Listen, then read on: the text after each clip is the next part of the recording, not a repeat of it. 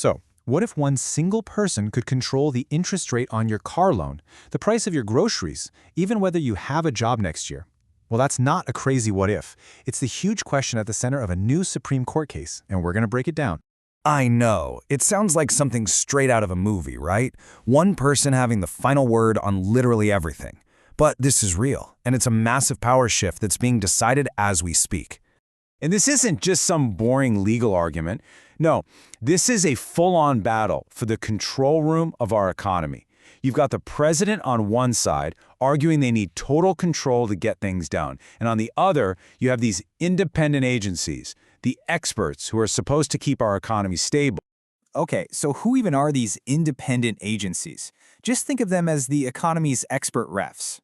They're the ones making sure big banks don't rip you off and that markets stay fair.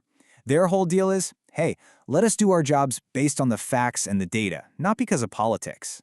We're talking about the people who watch over Wall Street, who protect you from scams. And get this, the Federal Reserve. The ones who set the interest rates that decide what you'll pay for a house or a student loan. They're supposed to be walled off from all the political drama. And that's where this case, Trump v. Slaughter, comes into play. It all comes down to this one question.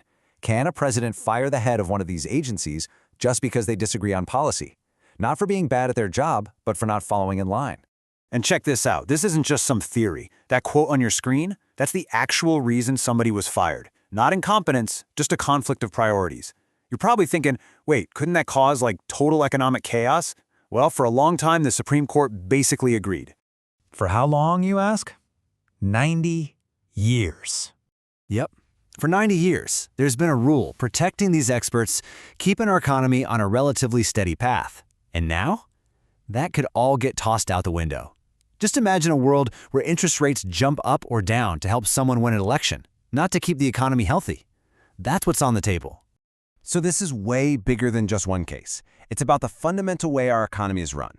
Whatever the Supreme Court decides, it's going to tell us a lot about whether we want experts or politicians calling the shots on our money. And that's something we all need to be watching.